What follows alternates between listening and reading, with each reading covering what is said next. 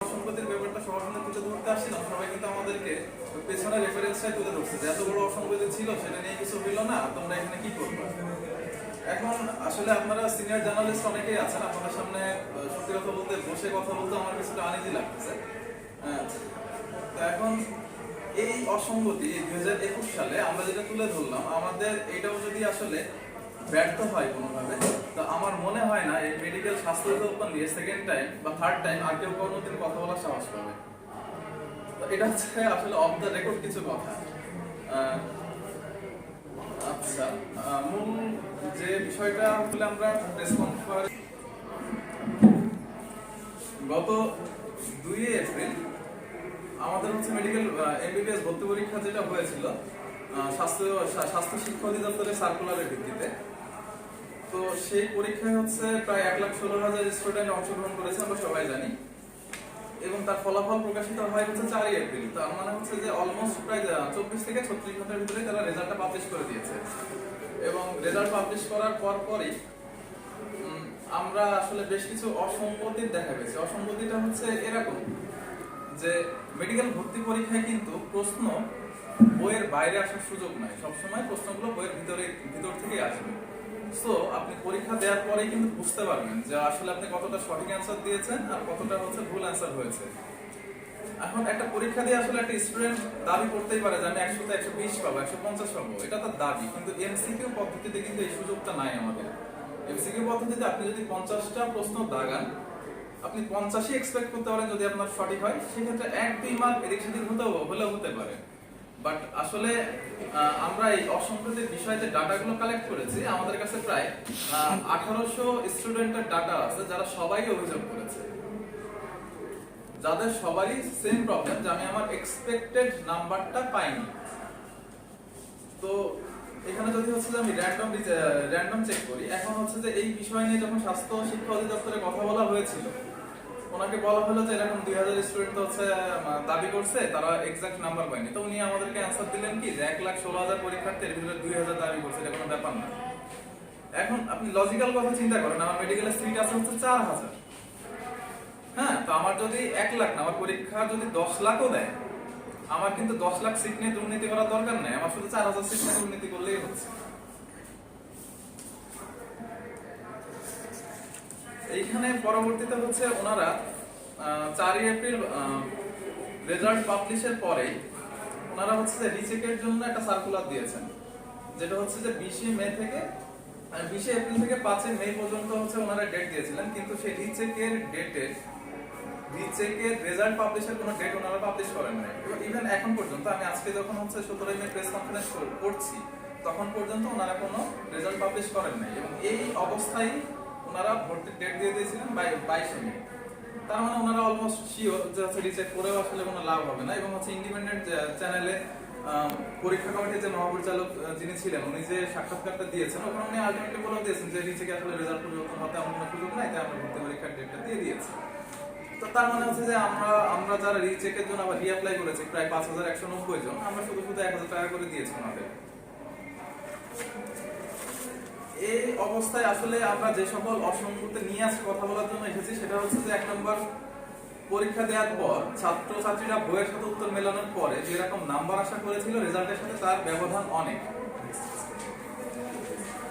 আর আমাদের ভর্তি পরীক্ষায় 5টি প্রশ্ন ছিল, যে 5টি প্রশ্নের আসলে কোনো সঠিক উত্তর ছিল না। এর ভিতরে হচ্ছে 3টি প্রশ্নের কোনো অ্যান্সারই ছিল না, আর 2টি প্রশ্ন হচ্ছে 2টি করে অ্যান্সার ছিল। তো এখন একটা স্টুডেন্ট যখন পরীক্ষা দেয়, সে কিন্তু এনসিটিভি বা হচ্ছে national curriculum text book authority কর্তৃক অথরাইজড যে বই, সেটা পড়ে হচ্ছে পরীক্ষাগুলো অংশগ্রহণ করে। তো যখন 2 বইয়ের 2টা অ্যান্সার আপনি 2টাই অপশনে দিয়ে রাখবেন, তাহলে সঠিক অ্যান্সার কোনটা? এটা তো এই জিনিসটাকে জানার অধিকার অ্যাজ এ স্টুডেন্ট আমাদেরকে নাই। আর 3টা প্রশ্ন ছিল যার কোনো অ্যান্সারই নেই। এখন আপনি একটা প্রশ্ন বললেন যে হচ্ছে হাতি ডিম পাড়ে ব্যাখ্যা করো, আপনি এটা 10 মার্ক দিয়ে রাখলেন। কথা হচ্ছে যে এই প্রশ্নটা কোনো উত্তর নাই, আমি কি অ্যান্সার দিব এখানে? আর এটা কি ফাঁকা রাখাটাই কি উত্তর? যদি ফাঁকা রাখা উত্তর হয় বা এটা যদি কোনো নীতিমালায় থেকে থাকে, সামনে হয়তো বা 2030 সালে এমন হতে পারে যে আপনি 100টা প্রশ্ন দিলেন, 100টা প্রশ্নের কোনোটারই উত্তর নেই। সেই ক্ষেত্রে যে স্টুডেন্ট হচ্ছে মেডিকেল ভর্তি পরীক্ষা অ্যাটেন্ড করবে, বের হয়ে চলে আসবে, সেই হচ্ছে ঢাকা মেডিকেলে চান্স পাবে, যদি এটা আপনাদের নীতিমালায় থেকে থাকে।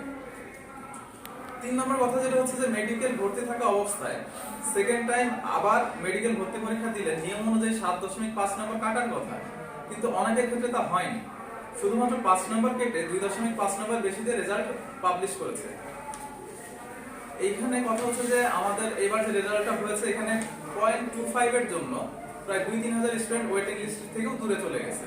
তো সেইখানে আপনি যখন একটা রেজাল্ট পাবলিশ করলেন একটা স্টুডেন্টকে 2.5 মার্কস বেশি দিয়ে, আমার পাশে যে বসে আছে ওনার কথাই যদি বলি, উনি হচ্ছে ওয়েটিং লিস্টে আছে এবং খুবই স্লাইড বা খুবই সামান্য ব্যবধানের কারণে কিন্তু উনি মেডিকেলে চান্স পায় না। এখন কথা হচ্ছে যে এই যে আপনি যে রেজাল্টগুলোকে বা যে স্টুডেন্টগুলোকে 2.5 মার্কস বেশি দিয়ে মেডিকেল কলেজে অ্যালটমেন্ট দিয়ে দিয়েছেন, আমার কাছে এরকম কিছু এভিডেন্সও আছে। এই ছেলেটার কথা যদি বলি, সে হচ্ছে সেকেন্ড টাইম মেডিকেলে ভর্তি পরীক্ষা দিচ্ছে, সে ফার্স্ট টাইম হচ্ছে ময়মনসিংহ মেডিকেলে ভর্তি ছিল। তার ক্ষেত্রে যদি আমি রেজাল্ট দেখি, তার রেজাল্ট পাবলিশ হয়েছে, তার টোটাল নাম্বার হচ্ছে যে 264 থেকে, তার টোটাল মেরিট স্কোর 264 থেকে 7.5 মার্কস মাইনাস হওয়ার কথা, কিন্তু তাকে কিন্তু আপনি 5 মার্কস মাইনাস করে রেজাল্ট পাবলিশ করে দিয়েছেন। তার হচ্ছে কোনো কলেজ অ্যালটেড হয় না, সে হচ্ছে এলিজিবল হয়েছে। সে যে ময়মনসিংহ মেডিকেলে ভর্তি ছিল, তার ওরিয়েন্টেশনের ছবিও আছে, ইভেন হচ্ছে সে যে ভর্তি থাকা অবস্থায় তার হচ্ছে ভর্তিতে মানি রিসিপ্ট সবকিছুই আমাদের কাছে আছে।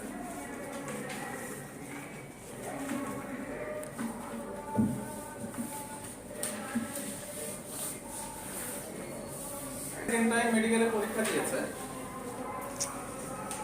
মেডিকেলে ভর্তি ছিল, মুগধা মেডিকেল কলেজে অ্যাডমিটেড থাকা অবস্থায় সে সেকেন্ড টাইম আবার মেডিকেলে পরীক্ষা দিয়েছে এবং সে কিন্তু এমএজি ওসমানী মেডিকেল কলেজে অ্যালটেড হয়েছে। এই ছেলেটারে আপনি যে ভর্তির তালিকায় নিয়ে চলে আসলে এবং তার নামে একটা কলেজের অ্যালটমেন্ট দিয়ে দিলেন, এখন আমাদের কথা হচ্ছে যে এই মুহূর্তে যদি আমার পাশে বসে মেয়েটার কথাই যদি আমি অ্যাজ এ এক্সাম্পল বলি, সে যদি এমএজি ওসমানী মেডিকেল কলেজে অ্যালটমেন্ট সে কিভাবে পাবে? কারণ এই ছেলেটারে তো অলরেডি আপনি তার জায়গায় বসাই দিয়েছেন, কারণ তারপর থেকে আপনি ক্যান্সেল করবেন। এবং এই অসঙ্গতিগুলো যখন হচ্ছে যে আমরা বিভিন্ন প্রিন্ট মিডিয়ার মাধ্যমে তাদের কাছে তুলে ধরলাম, তখন ওনারা হচ্ছে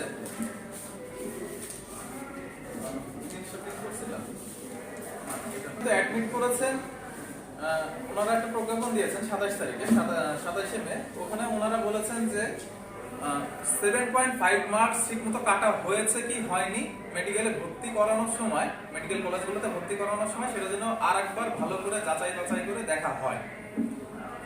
এখন কথা হচ্ছে যে এই প্রজ্ঞাপন দিয়ে আসলে আমরা কি বুঝবো? যাচাই বাছাই করে দেখলেন যে তারা আপনি 2.5 মার্কস বেশি দিয়ে দিচ্ছেন, তো সেক্ষেত্রে আসলে হবে কি? সেই ক্ষেত্রে কি হবে এটা ওনারা বলেন নাই, কিন্তু আমরা যদি আরো পাস্টের কথাটা আনি, সেক্ষেত্রে আমরা দেখতে পাচ্ছি এইখানে একটা মেয়ে আছে, সেটা হচ্ছে যে সুস্মিতা বিশ্বাস। সে 2016-17 সেশনে ফরিদপুর মেডিকেলে অ্যাডমিটেড ছিল, 2016-17 সেশনে ফরিদপুর মেডিকেলে অ্যাডমিটেড ছিল এবং সে সেকেন্ড টাইম আবার হচ্ছে মেডিকেলে ভর্তি পরীক্ষা দেয় এবং সে পরবর্তীতে সলিমুল্লাহ মেডিকেলে আসে এবং এই সলিমুল্লাহ মেডিকেলে যখন আসে তখনও তার 7.5 মার্কস মাইনাস থাকার কথা থাকলেও তার কিন্তু শুধুমাত্র 5 মার্কসই মাইনাস হয়। তো এটার ক্ষেত্রে আপনারা রিচেক অবশ্যই করছেন, করেও তারা পাইছেন যে তার 7.5 মার্কস মাইনাস হয় নাই, কিন্তু পেয়ে আপনারা কি করছেন? কিছুই তো করেন না, সেটা এখন রানিং স্টুডেন্ট, কিছুদিন পরে ডাক্তার হয়ে বেরোবে এবং তার কাছে আমরা যাবো, তার দুর্ব্যবহারের শিকার হবো এবং তার দুর্ব্যবহার শিকার হওয়ার পরে অলরেডি আপনারা জানেন যে বাংলাদেশ থেকে এখন প্রায় আগের তুলনায় অনেক বেশি পরিমাণে মানুষজন পার্শ্ববর্তী দেশ ইন্ডিয়াতে চলে যাচ্ছে ডাক্তারদের কাছে। এটা যাওয়ার কারণ কি? কারণ আপনারা ঢুকাচ্ছেনই অমেধাবী স্টুডেন্ট, যাদেরকে আপনারা মেডিকেলে পড়ার সুযোগ করে দিচ্ছেন। মূলত মেধাবী যারা, তারা সুযোগ পাচ্ছেন। শুধুমাত্র এটাই না,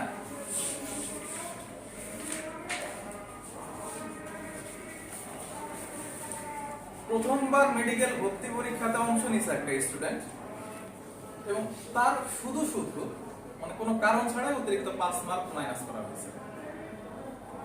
আমি আবারও বলি, প্রথমবার একটা স্টুডেন্ট মেডিকেল ভর্তি পরীক্ষায় অংশ নিয়েছে এবং তারও 5 মার্ক শুধুই কাটা হয়েছে এবং তাকে সেকেন্ড টাইম হিসেবে দেখানো হয়েছে।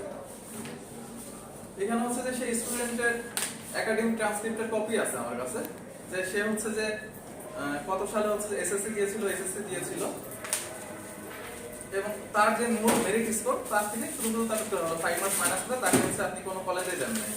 তার হচ্ছে টোটাল স্কোর আসছে হচ্ছে টেস্ট স্কোর আসছে 72, কিন্তু তারপরেও 72 পাওয়ার পরেও এই মেয়েটা মেডিকেলে চান্স পায়নি।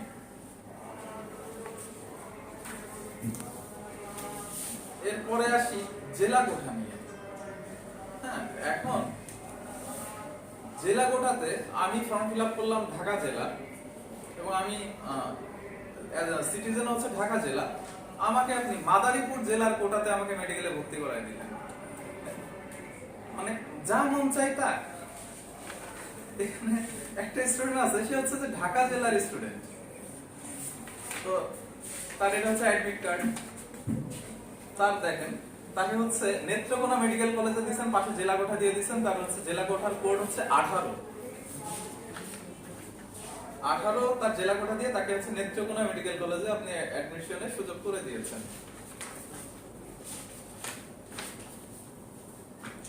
এগুলো হচ্ছে যে কিছু সমস্যা। আমি যে প্রশ্নগুলোর কথা আগে বলেছিলাম, হ্যাঁ, এই যে একটা প্রশ্ন আমাদের ছিল লিভারের কোন লোবটি পিত্তথলির সাথে সংযুক্ত থাকে।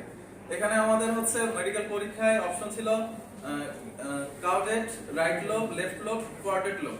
তো এখানে গাজী আজমল স্যারের বইয়ে আছে হচ্ছে যে রাইট লোব, আর হচ্ছে মাজেদা বেগম ম্যাডামের হচ্ছে বইয়ে আছে হচ্ছে কোয়ার্টেট লোব। তো আপনি দুইটাই অপশন দিয়েছেন, আমার দুইটাই এনসিটিভি বই, এক একটা স্টুডেন্ট কলেজ অনুযায়ী এক একটা বই পড়ছে। তো তার ক্ষেত্রে আপনি সঠিক অ্যান্সার আসলে কোনটা ধরছে?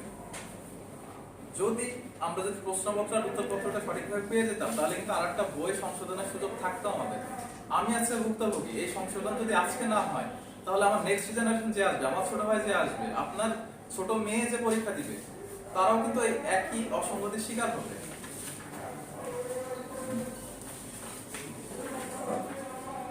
আছে যে রাইজোম, বাল্ব, টিউবার, করম, 4টা অপশন আছে। সবগুলো হচ্ছে যে কোন তাপমাত্রা সংরক্ষণ করা যায়। আপনি অপশনে রাইজোমও দিচ্ছেন, বাল্বও দিচ্ছেন, কিন্তু আপনি আমাকে পরীক্ষার সময় বলে দিচ্ছেন যে একটা সঠিক উত্তর দাগাইতে হবে। আমি এখন কোনটারে সঠিক ধরে নিব? আপনারা কিভাবে মূল্যায়ন করছেন আমাদের? এরপরে হচ্ছে যে উপজাতি কোঠা নিয়ে। উপজাতি কোঠা নিয়ে আসলে অসঙ্গতির বিষয় যেটা ছিল, এটা হচ্ছে যে ওনারা অলরেডি একটা প্রেস কনফারেন্সের আগেও করছে। আমার কাছে কালার কন্ট্রোল প্রেস কনফারেন্সের কপিটা আছে, তো যেখানেও আসলে উপস্থিত ছিলেন রাবেন্দ্র মজুমদার, মুক্তিযোদ্ধা জাদুঘরের ট্রাস্টি ডক্টর সারোয়ার আলী, মহিলা পরিষদের সভাপতি ডক্টর ফৌজিয়া মুসলিম, এরপর কলেজ বিশ্ববিদ্যালয় শিক্ষক সমিতির সভাপতি ডক্টর নূর মোহাম্মদ তালুকদার, প্লাস হচ্ছে আরো অনেকেই ছিলেন। তারপরে হচ্ছে যে আইনজীবী সমিতির সাধারণ সম্পাদক ছিলেন কামাল ম্যাডাম ছিলেন। ওনাদের সবার উপস্থিতিতে কিন্তু উপজাতি কোটার অসঙ্গতির বিষয়টা প্রেস কনফারেন্সের মাধ্যমে উঠে এসেছিল। এখন কথা হচ্ছে যে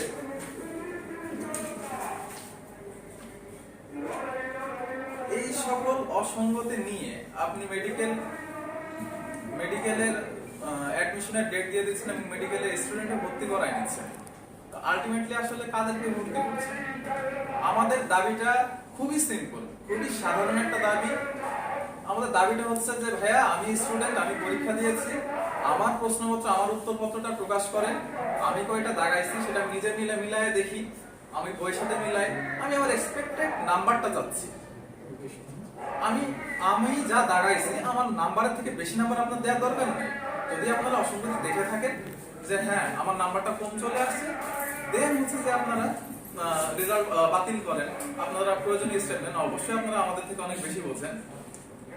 এখন এইটার জন্য আসলে আমরা কিন্তু বেশ কিছু স্টেপ নিয়েছিলাম। আমরা হচ্ছে যে 11 এপ্রিল ওনাদের কাছে স্মারকলিপি দিয়েছি, পরিচালক স্যার বরাবর, মহাপরিচালক স্যার বরাবর। ওনারা কোনো রিপ্লাই দেন নাই এবং এর হচ্ছে 7 কার্য দিবস পরে 23 এপ্রিল ওনাদের কাছে গিয়েছি যে আমাদের আসলে অগ্রগতি কত দূর স্যার, আমরা কি করতে পারি? আপনারা তো শুধু এখানকার পরিচালকই না, আমাদের গার্ডিয়ানও আপনারা, আমরা কোথায় যাবো স্যার? তো উনি বললেন যে উনি তো কোনো রিপ্লাই দিলেন না। উনি যেটা করলেন এটা রিপ্লাই হিসেবে 25 তারিখে অ্যাডমিশনের সার্কুলারটা দিয়ে দিলেন। এখন 25 তারিখে অ্যাডমিশনের সার্কুলার দিয়ে দিলেন, আমরা আবারও গেলাম যে স্যার আমাদের তো রিচেকের ডেট দিয়েছেন আপনি, তো রিচেকের ভিতরে আপনি অ্যাডমিশনের সার্কুলার কিভাবে দিচ্ছেন? তো স্যার রিচেকের হলো রেজাল্ট হলো ক্লাসে জিজ্ঞেস করলাম স্যার রিচেকের রেজাল্টটা কবে পাবলিশ করবেন? ওনারা বললো যে রিচেকের রেজাল্ট হচ্ছে কোনো পাবলিশ ডেট নাই, রেজাল্ট চেঞ্জ হলে এসএমএস পাবেন। মানে একটা গায়েবী অবস্থা, মানে আসে না দূর থেকে দোয়া করলাম যে হ্যাঁ দোয়া করে দিলাম, এই গায়েবী একটা যে মনে মনে হয়ে গেছে সব। এর পরবর্তীতে হচ্ছে যে আমরা তথ্য অধিকার আইনে ওনাদের কাছে অ্যাপ্লিকেশনও জমা দিয়েছি যে আমার প্রশ্নপত্র, এটা যেহেতু একটা পাবলিক পরীক্ষা, আমি পরীক্ষা দিয়েছি, আমার প্রশ্নপত্র উত্তরপত্র আপনারা প্রকাশ করেন। তো এরপরেও এটার কোনো রিপ্লাই এখনো দেয় নাই। কিছুদিন আগে হচ্ছে যে লিগ্যাল নোটিশ দিয়েছি আমরা, সেটা আপনারা অলরেডি জেনেছেন, তারও কোনো উত্তর ওনারা দেন নাই। আসলে এই লুকোচুরিটা কেন? এই লুকোচুরিটা কেন? অ্যাজ এ স্টুডেন্ট আমি কি জানতে চাইতে পারি না যে ভাই আমি তো পরীক্ষা বই পড়ছি, বইয়ের সাথে হচ্ছে উত্তরপত্র মিলাইছি, আমার কোথায় যেন ভুল হয়েছে, যদি আমার ভুল হয়ে থাকে প্লিজ আমাকে ধরাই দেন। এই চাওয়াটা কি ভাইয়া অপরাধ হচ্ছে আমাদের জন্য, বা এটা কি খুব বড় একটা দাবি?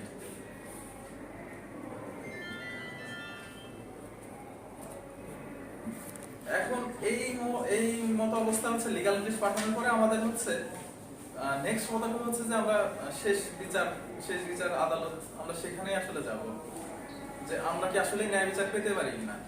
আপনাদের প্রতি আমাদের যেটা অনুরোধ থাকবে যে 2015 সালের পরে 2021 সাল, প্রায় 6 বছর পরে এখনো প্রায় 60-70% বিশ্বাসই করবেন যে স্বাস্থ্য শিক্ষা অধিদপ্তর বা স্বাস্থ্য অধিদপ্তরের বিরুদ্ধে কেউ কোনো কথা বলে কিছু করা সম্ভব। কারণ 2015 সালে আসলে শুধু স্বাস্থ্য অধিদপ্তর জিতে যায়নি, হেরেছে হচ্ছে স্টুডেন্টের guardian, print media, electric media, আমরা সবাই।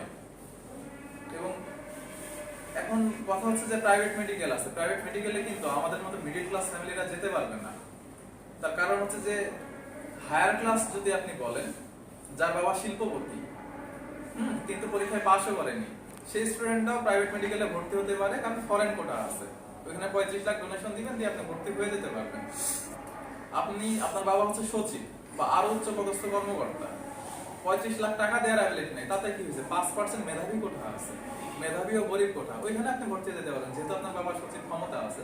কিন্তু আমাদের মতো মিডল ক্লাস ফ্যামিলি যারা, আমাদের কিন্তু যাওয়ার জায়গা নেই, আমাদের এইভাবেই ঘোরাঘুরি করতে হবে। এরপরে মেডিকেলের স্বপ্ন যদি আপনারা আমাদেরকে সাপোর্ট দিয়ে আমাদেরকে আগিয়ে নিতে না পারেন, বা আমাদেরকে ন্যায় বিচার আগিয়ে নেওয়া বলতে আমাদের এক্সপেক্টেড বা হচ্ছে যে এক্সাক্ট সুস্থ বা যে প্রাপ্য নাম্বারটা সেটা যদি পেতে সাহায্য করতে না পারে, তাহলে মেডিকেলের স্বপ্ন এখানেই মাটি চাপা দিয়ে আসলে যে কোনো জায়গা থেকে অনার্স কমপ্লিট করে এখানে মেডিকেল পরীক্ষা আপনারা জানেন যে বেশিরভাগই মেয়ে, সবারই ঘর সংসারী করে ফেলতে হবে। আপনারা ডাক্তার হারাচ্ছেন, প্যাশনেট ডাক্তার হারাচ্ছেন, not only doctor, sorry passionate doctor হারাচ্ছেন। ধন্যবাদ।